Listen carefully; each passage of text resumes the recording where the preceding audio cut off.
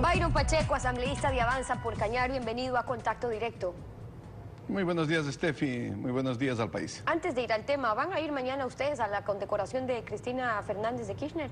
No podemos asistir a un acto en el que se va a condecorar a una expresidenta de Argentina que hoy está seriamente cuestionada, está siendo investigada por actos de corrupción. Desde nuestro punto de vista no es el momento propicio para realizar una condecoración a alguien que podría estar tras las rejas en los próximos días si se comprueba de que millones de dólares fueron el resultado de coimas y de cohechos en el gobierno de Kirchner. Los ojos están centrados ahora en lo electoral. El que el líder de su partido, Ramiro González, encabece la lista de asambleístas para los comicios de 2017 parece pues no convencer a todos. Y el principal argumento es que no se garantiza una verdadera fiscalización, un exministro de este gobierno y un partido que nació aliado a este gobierno. ¿En qué se fundamenta la fiscalización que ofrecen en una próxima asamblea? Se fundamenta en los principios constitucionales que le entrega el artículo 120, numeral 9, para los legisladores, que no es otro sino el de fiscalizar los actos de las demás funciones del Estado. Nosotros tenemos el derecho, tenemos la obligación de precautelar de que los intereses del Estado estén bien protegidos cuando se hace obra pública, el dinero vaya a la obra pública y no vaya al bolsillo de otras personas. Pero fiscalizar nosotros sí lo hemos hecho. A ver, recién hace unos días el partido Avanza, al cual pertenezco, del que es presidente el economista Ramiro González Jaramillo, en mi persona como legislador, fiscalizó al famoso ministro de Educación, que no aseguró los bienes públicos del Estado y se lo pudo descubrir a raíz del terremoto de Manabí en el 16 de abril. ¿Cuánto le perjudicó esa omisión, esa irresponsabilidad, esa negligencia, esa falta de cumplimiento de la ley y de los reglamentos? Cientos de millones de dólares al Ecuador, ¿no? Como usted bien dice, eso fue apenas hace 3 meses. Desde su experiencia, si hablamos de fiscalización, en estos últimos años Avanza ha tenido 5 asambleístas. Estaba usted, estaba Gabriela Díaz, estaba Fanny Díaz, Antonio Pozo, Jesús Andrade. Pues tampoco ustedes, es que han presentado muchos pedidos de juicios políticos en los últimos 3 años desde que está Avanza. Lo hicieron hace 2 meses. ¿Qué hizo entonces que en estos últimos años la fiscalización haya sido un saldo en rojo para todos, no solo para ustedes? Bueno, no es un saldo en rojo para nosotros. Nosotros tenemos un saldo positivo en cuanto a fiscalización, que ha tenido varios obstáculos, que ha tenido varios impedimentos. ¿Desde dónde? Desde el oficialismo. No puede ser posible, ecuatorianos, que cuando un legislador quiere fiscalizar y hacer pedidos de información, eso pase por un filtro intermedio de algo que se llama Unidad Técnica Legislativa, que lo dirigen empleados, funcionarios públicos, que son los que califican lo que el legislador le quiere preguntar a un funcionario y a un ministro de Estado. Un funcionario público por encima de la voluntad popular que lo representa el legislador. Presenté una denuncia a la ministra de Salud por no haber asegurado el hospital Napoleón Dávila de Chone, ya no en la Asamblea Nacional, porque allí los 100 votos se van en contra de la razón, de la justicia, de los principios. Allí los 100 votos protegen la impunidad frente a las sanciones que deberían tener, como la destitución ciertos funcionarios. Pero también, Steffi, presenté la denuncia en la Contraloría sobre este tema del Ministerio de Salud y del Ministerio de Educación. Pero usted me dice, lo está haciendo en estos últimos meses. No, Steffi, ahí hay una equivocación. A los 15 días que Byron Pacheco asumió la responsabilidad y el honor de ser legislador por la provincia del Cañar, presenté una denuncia en la Contraloría sobre una vía. Esa vía se llama la Jud Vivian, que a poco tiempo de haber sido construida, habiéndonos ofrecido de que iba a durar 30 o 40 años, empezó casi a no servir.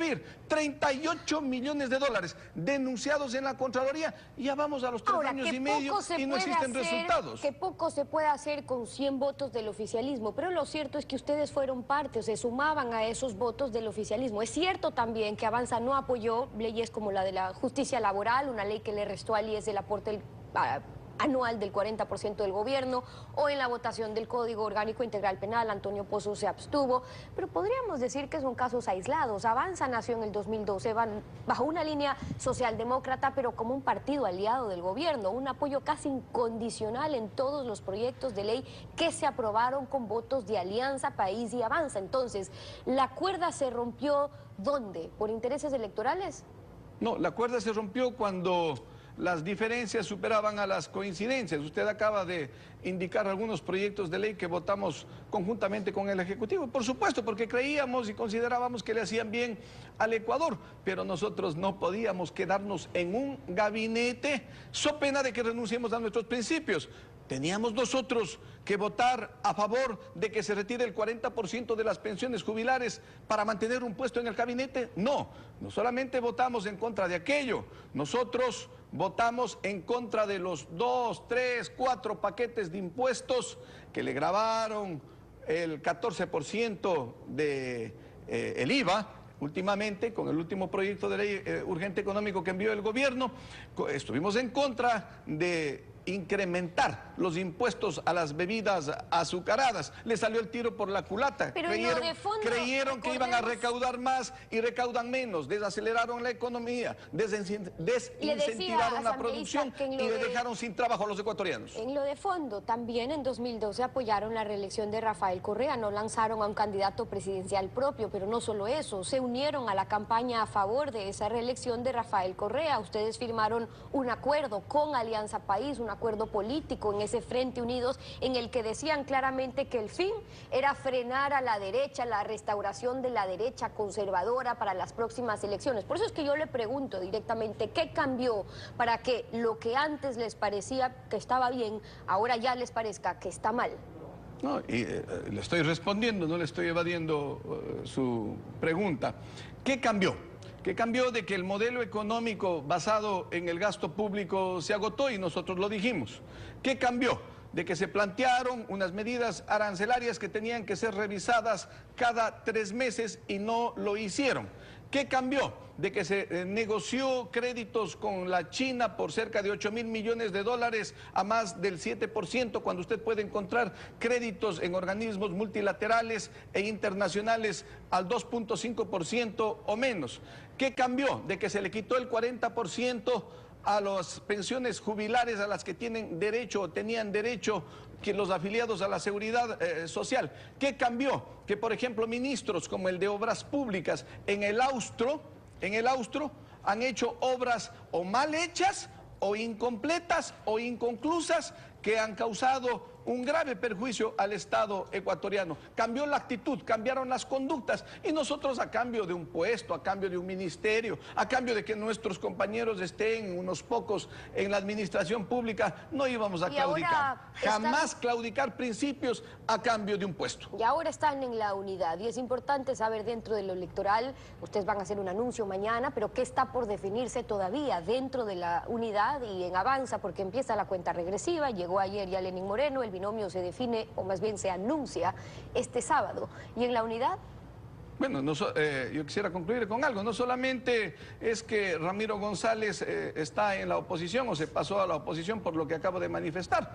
Alberto Acosta, que fue presidente de la Asamblea Nacional, también está en la oposición. Francisco Jiménez, que fue gobernador del Guayas, también está en la oposición. Betty Amores, María Paula Romo, que fueron asambleístas de este gobierno, también están en la oposición. Si lo veo de este lado. Si quiere verle de quienes, siendo de derecha, están en este gobierno, tenemos 200 o 250 nombres que, siendo de derecha o de otras organizaciones políticas, son parte del oficialismo. Así es que hemos conformado un frente de unidad que le propone al país, que le propone al Ecuador cambiar el modelo económico que fracasó en Venezuela, que fracasó en Argentina, que fracasó en Brasil y que está fracasando en el Ecuador. ¿Por qué? Porque no existe inversión nacional. ¿Por qué? Porque no existe inversión extranjera.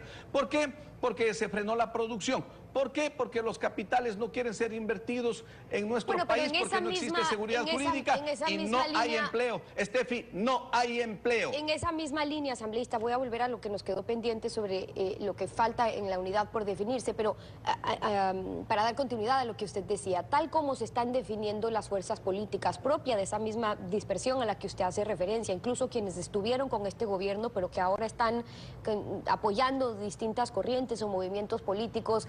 Tenemos un candidato por la unidad, otro candidato por la unidad de la izquierda de la Sierra, Frente por el Cambio, está el candidato de Compromiso Ecuador, están otros movimientos o partidos de oposición que fraccionan el voto que quiere una alternativa al candidato de gobierno. Eso es ecuación simple, pero parecen estar seguros de que habrá una segunda vuelta, ¿o es que prefieren todos concentrar esfuerzos solamente en la Asamblea? De ninguna manera, estamos concentrados en presentarle el día de mañana, a partir de las 3 de la tarde, en el Coliseo Voltaire Paladines Polo, lo vamos a llenar con 20.000 personas para anunciar la candidatura de quien resulte favorecido por un proceso de encuestas. Aquí no es a dedo, aquí no se trata de afectos o de desafectos frente a una persona para ubicarla como candidato a la presidencia de la República, eso sería irresponsable.